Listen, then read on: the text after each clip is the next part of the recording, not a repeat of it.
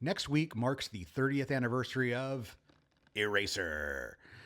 The Arnold Schwarzenegger action film just came out to 4K Blu ray today, and I wanted to talk about it because it marks the end of an era in Schwarzenegger's career. Up to this point, you could, throughout the 80s and 90s, kind of sell a film just based on Schwarzenegger's name.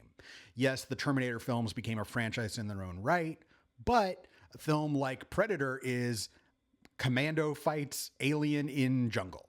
And True Lies is I'm secretly a spy. And it's really just Arnold Schwarzenegger being a larger than life figure. And even though a film like Last Action Hero didn't succeed at the box office, Eraser was the 11th highest grossing film of 1996. It was an absolute hit. And it's kind of the last one that's just Schwarzenegger as big man who does violence and gives out one-liners. And it's great.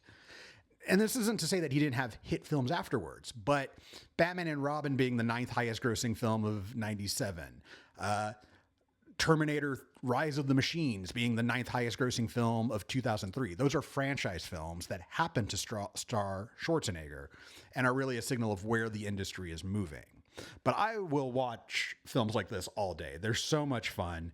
In this one, the bad guy tries to hit Arnold Schwarzenegger in midair with a plane. That's the thing that happens, and I love that stuff. And there's also like rail guns that have X-ray vision. It's amazing.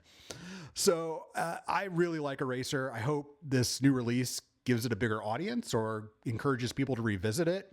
But for Schwarzenegger, he does Eraser, and then he sort of starts moving for his star vehicles into more complicated characters or more morally conflicted characters. And so he stars in End of Days and Collateral Damage.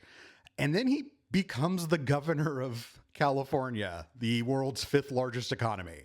And that deserves a video on its own, a much longer video, because it is just bonkers. But when he returns to Hollywood after being governor, he still has star vehicles, but they're nowhere near the size of Eraser. It's stuff like The Last Stand or Sabotage, which are really more like action thrillers rather than a big summer blockbuster, where this blockbuster is Terminator, which is the franchise, and that's just where the industry is when he returns to Hollywood. So this is sort of just of a different age, but it's still incredibly entertaining. So if you haven't seen Eraser, I highly recommend you check it out.